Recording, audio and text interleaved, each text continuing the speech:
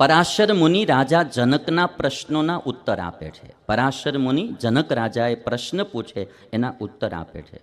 અને એમાં પરાશર મુનિ કહે છે કે પાપી પુણ્યશાળીના પ્રાણ કઈ રીતે નીકળે છે એ હું તને સંભળાવું.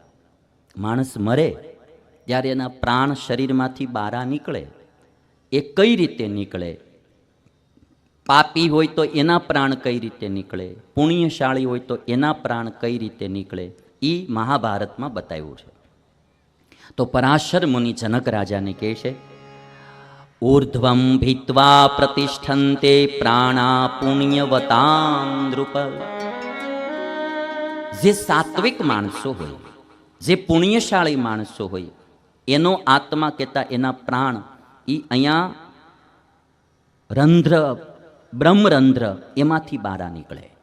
મસ્તક જે આવે ને આપણું મસ્તક, એની વચ્ચે જે તાળવું આપણે કહીએ ઉપરના ભાગમાં, એને બ્રહ્મરંધ્ર કહેવાય. એ બ્રહ્મરંધ્રમાંથી એના પ્રાણ નીકળે. અને જો એકદમ ફાસ્ટ પ્રાણ નીકળ્યા હોય ને તો ઘણીવાર એનું તાળવું તૂટી પણ જાય, એનું તાળવું ફાટી પણ જાય અને પ્રાણ એના ત્યાંથી બહાર નીકળે. કારણ કે પ્રાણ છે એ વાયુ છે અને એનો પ્રકોપ તો તમે બધા જાણો. અને સંન્યાસી હોય, સંન્યાસી એ તો સારું જીવન જીવનારા સાત્વિકો, એટલે એના પ્રાણ બ્રહ્મરંધ્રમાંથી નીકળે એટલે એનું તાળવું લગભગ પહેલાં એમ કહેવાય કે ફાટી જાય. એટલે અમુક સાઉથ ઇન્ડિયામાં હજી પણ આજે એવી પરંપરા છે કે પ્રાણ છોડવાના હોય ને તો અટાણે નાળિયેર મારે અહીંયા ટકામાં અને અહીં તાળવું તોડે. જોકે એ અનનેચરલ ક્રિયા થઈ ગઈ, નેચરલ નથી. નેચરલમાં એવું હોય કે એની મેળે પ્રાણ બારા નીકળે ને તાળવું ફાટે તો એ બરાબર. અટાણે નાળિયેર મારીને જે ફોડે એ બરાબર નહીં. પણ જે પુણ્યશાળી છે એના પ્રાણ તાળવામાંથી નીકળે, ઉપરથી નીકળે. અને જે મધ્યમ પુણ્યશાળી છે, માપસરના પુણ્ય કરનારો, એના પ્રાણ મધ્ય ભાગમાંથી, કાં મુખમાંથી નીકળે, કાનમાંથી નીકળે, નાકમાંથી નીકળે, કાં આંખમાંથી એના પ્રાણ બહાર નીકળે. એ મધ્ય ભાગમાંથી એના બહાર નીકળે. અને જે અધમ છે, પાપી છે, એના પ્રાણ અધો ભાગમાંથી બહાર નીકળે, કાં ગુદામાંથી બહાર નીકળે મળ દ્વારેથી, અને કાં શિશ્ન દ્વારા મૂત્ર દ્વારથી બહાર નીકળે, એ અધો ભાગમાંથી નીકળે. એટલે ઉત્તમ જે પુણ્યશાળી જીવો છે, ઉત્તમ જીવ, એના પ્રાણ ઉર્ધ્વ ગતિને પામે. મધ્યમ જે છે એના મધ્ય ભાગમાંથી બહાર નીકળે, અને જે અધમ છે એના અધોગતિને પામે. અધો ભાગમાંથી એના પ્રાણ બહાર નીકળે. હવે પ્રાણ બહાર નીકળ્યા પછી જીવ, પ્રાણ કયો કે જીવ કયો, જીવ બારો નીકળે પછી એની ગતિ કઈ રીતે થાય? તો પરાશર મુનિ જનક રાજાને કહે છે, અધસ્તિર્યગ ગતિમ ચૈવ સ્વર્ગે ચૈવ પરામ ગતિમ પ્રાપ્નોતિ સ્વકૃતેરાત્મા પ્રાજ્ઞસ્યેહ તરસ્ય ચ. જીવની ગતિ કેટલી થાય? એક તો અધોગતિ થાય, પાપી હોય તો મરીને નરકમાં જાય. તિર્યક ગતિ, કોઈ એવા એની વાસનાઓ રહી ગયેલી છે ને મધ્યમ ગતિને પામવાનો હોય તો એ પછી છે તો આમ કોઈ પશુ પક્ષીની યોનિને પામ. આ બી જો કે અધો તામસી લોકોની ગતિ બતાવી, કાં નરકમાં જાય તામસી લોકો અને કાં પશુ પક્ષીની યોનિને પામે. મધ્યમ જે છે એ મનુષ્ય યોનિને પામે, અને જે ઉત્તમ છે એ દેવ યોનિને પામે. એની ઉર્ધ્વ ગતિ થાય, એ સ્વર્ગમાં જાય. જે કેવલ પાપી છે એની અધોગતિ થાય. મારે ને તમારે જરૂર આનંદથી આ લોકમાં રહેવું, પણ મર્યા પછી પણ આત્માનું સારું થાય એ પણ કરવું. વનવે હું નહીં કહેતો, પેલું આ લોકમાં સુખે રહેવાય એ પણ કરવું, અને મર્યા પછી આપણા આત્માની સદગતિ થાય એવું પણ જીવન જીવવું. એટલા માટે થોડું સત્કર્મ, આની માટે આપણે 2-3 નિયમ જીવનમાં પાકા રાખવા. એક તો કોઈ દિવસ પાપ ન કરવું, અધર્મ કોઈ પ્રકારનો ન કરવો. આમાં દાદા ભીષ્મને પૂછ્યું ને યુધિષ્ઠિરે કે ધર્મમાં કોઈ નિર્ણય નથી આવતો, ધર્મનો સંક્ષેપમાં નિર્ણય મને આપો ને. એટલે દાદા ભીષ્મએ એટલું કીધું કે કોઈનું ધન ન લઈ લેવું એ પરમ ધર્મ છે. કે કોઈનું કાંઈ પણ લઈ ન લેવું, કોઈના પ્રાણ ન લેવા, કોઈનું ધન ન લેવું, કોઈના વસ્તુ પદાર્થ ન લેવા, હરામનું પરાયણે કોઈનું લઈ ન લેવું. ચોરીન કે લૂંટથી, દગાદુગીથી, ભેળસેળથી, કરપ્શનથી, લાંચથી, રૂશ્વતથી, દાદાગીરીથી, કોઈ પણ પ્રકારે કોઈનું પરાયણે લઈ ન લેવું, આનું નામ ધર્મ છે. કોઈના પ્રાણ નહીં, કોઈની આબરૂ નહીં, કોઈની ઇજ્જત નહીં, કોઈનું શીલ નહીં, કોઈનું ધન નહીં, કોઈના દીકરા દીકરીનું અપહરણ નહીં, કોઈ પણ વસ્તુ પદાર્થ કોઈની ખોટે માર્ગેથી પરાણે લઈ ન લેવી, આ ધર્મ છે. ધર્મની વ્યાખ્યા બાલસ્વામી કેવી બતાવી? કોઈનું લેવું નહીં, એટલે પાપ ન કરવું, થાય તો થોડું રોજ પુણ્ય કરવું, સારા માર્ગે સારા સત્કર્મો કરતા રહેવા, ઈશ્વરે દીધું હોય ત્યાં સુધી કરવા, કાલ સવારે જતું રહે પછી કંઈ થતું નથી. હોય અમારે એક સુરતમાં એક ભાઈ આવ્યો હતો, મને કે 11,000નું દાન મંદિરમાં દેવું. મેં એવું સાંભળ્યું છે કે હમણાં તમારે મુશ્કેલી પડી છે ને તમે રહેવા, મને કે હું કીધું નો 11 લાખનું દાનનું વિચારતો હતો, એમાં પાર્ટીમાં આવી ગયો તો એ માળો મારા 1.5 કરોડ લઈને ગયો. એ કે એટલે મેં કીધું એટલે જ હું કહું છું કે ન દો. મને કે પછી મને એમ થયું કે હવે નહીં દઉં તો 11 નહીં રહે, એટલે દઈ જ દેવા જ કે. એટલે આમાં પાછું મેં એક તમારું ગ્રહસ્થનું જોયું કે કોઈ ઉઠી જાય ને એમાં જે માણ આવી જાય ને ત્યાં હાવ રે, ભાઈના 25,000 જાતા કરવાના હોય ને તો ન કરે, હા બેન દીકરીને 25,000 દેવાના હોય તો ન દે. અને કોક ઓલો ઉઠીને વયો જાય, બૂચ મારીને જાય, અહીંયા 25 લાખ જાય, કરોડ જાય. અમારે સુરતવાળા પાછા બોલે ને મારા ગયા એમ. હા કોઈ પૂછે તમે એની અરે ધંધો કરતા હતા કાંઈ તમારો? ના મેં તો 5 વર્ષ પહેલાં એનેથી નોખું કે ને ભાઈ વાલીડા 1.5 ગયા એ અમને ખબર છે. બોલે નહીં, જાણે કે આમ ચાંદલામ લખાવ્યા હોય ને એમ લખાવી દે, પછી બોલે નહીં મારા ગયા એમ. કોક બૂચ મારીને હાવ પારકો જાય, અહીંયા કરોડ જાય, 2 કરોડ જાય, 5 કરોડ જાય તો કાંઈ બોલતાય નથી. અને પોતાના હગાવાલા ભાઈ કાંઈક જરાક ન દેવાના હોય ત્યાં કેટલો ઓબાળો કરે. થોડુંક ધ્યાન દેવું જોઈએ આમાં. ક્યાંક 5 પૈસા વાપરવાના થયા હોય ધર્મમાં તો માણાને લોભ લાગે, ઓલામાં સેજે ન લાગે. ઇન્કમ ટેક્સવાળા આવીને ધામા નાખે ભાઈ, કેમ સીધા ભજીયા મંગાવી દેવા પડે, પેંડા મંગાવી દેવા પડે, મેસૂબ મંગાવી દેવો, કેવામાં વેવાયની કરતાં વધારે ધ્યાનથી રાખવા પડે ને તોય માળા એ તમારે લીધા વિના જાય જ નહીં, ખોર્યા વિના જાય જ નહીં. અને મને એમ થાય કે 1 વર્ષનો ખાલી આપણી ફેક્ટરીનો હિસાબ દેવામાં ઇન્કમ ટેક્સવાળાને પરસેવો વળી જાય ભાઈ. આખી જિંદગીનો હિસાબ ઉપરવાળો માગશે તેથી શું થાય ભાઈ?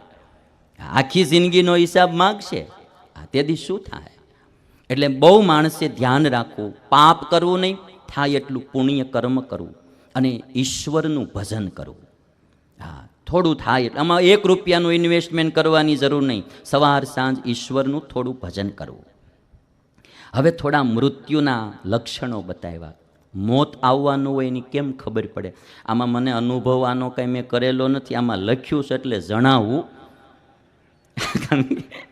આપણે આનો અનુભવ કરેલો નથી, આમાં લખ્યું છે થોડાક જણાવું કે મોત વરહદી પછી આવવાનું હોય, અઠવાડિયા પછી આવવાનું હોય તો હું હોય તો ખબર પડી જાય કે મારું વરહદી પછી આવશે, અઠવાડિયા પછી આવશે.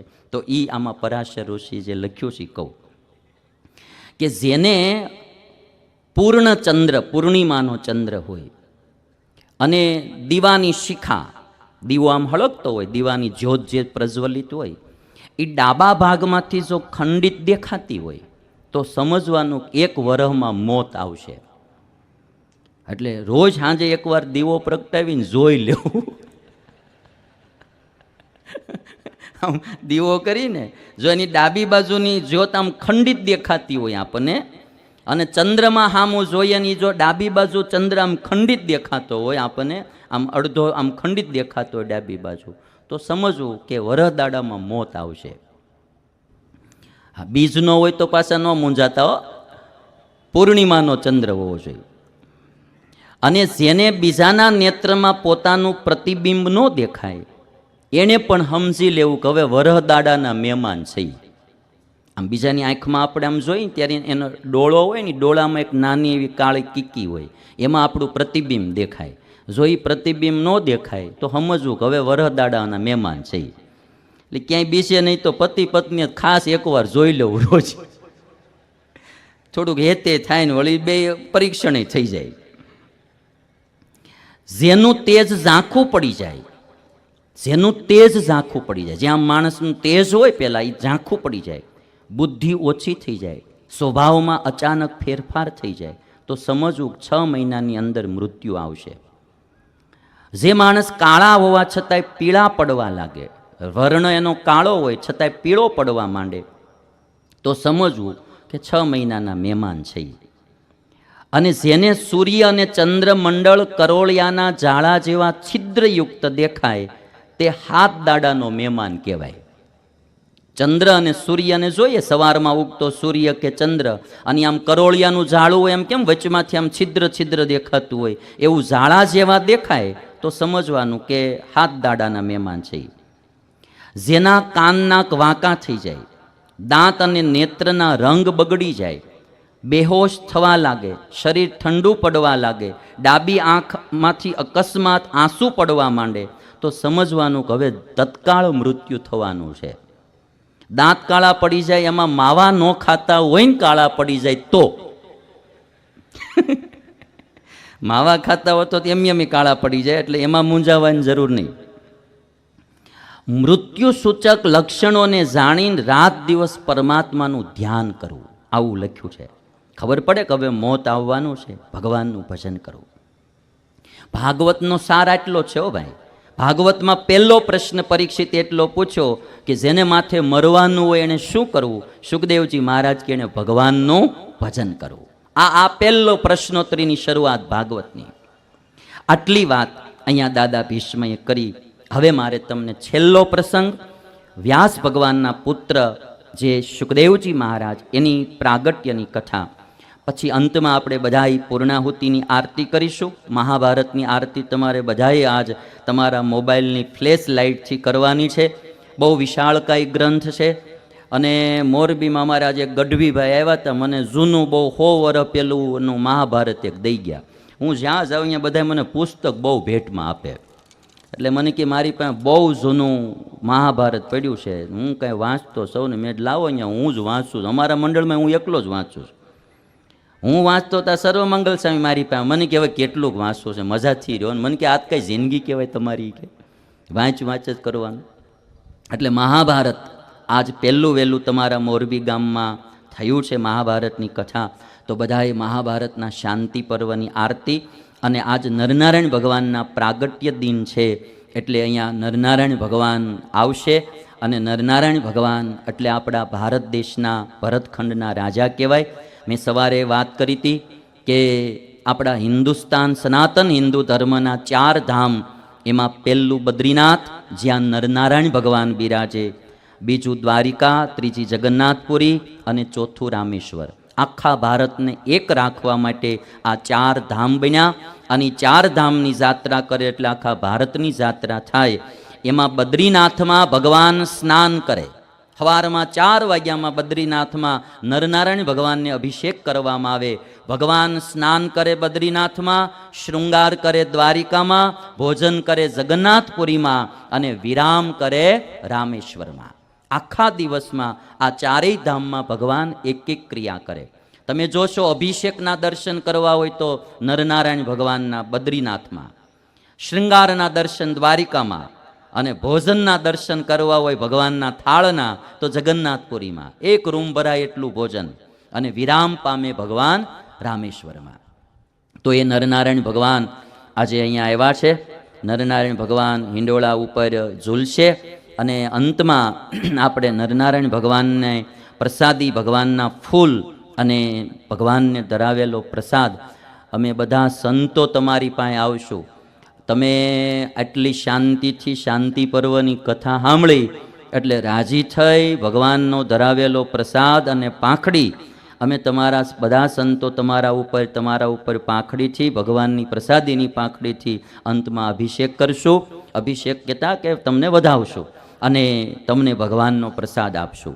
એટલે કોઈએ ઊભું નહીં થવાનું, પ્રસાદ લેવાય ઊભું નહીં થવાનું, બેઠા બેઠા બધી લાઈનમાં સંતો આવશે. હું વચ્ચે આવીશ, 2 બાજુ બાલસ્વામી બીજા સંતો તમારી ઉપર ભગવાનની પ્રસાદીની પાંખડી નાખશે અને તમને બધાને ભગવાનનો પ્રસાદ થોડો થોડો જે કાંઈ તૈયાર કર્યો છે ચોકલેટનો જે કાંઈ એ ત્યાં આપશે. એટલે બધા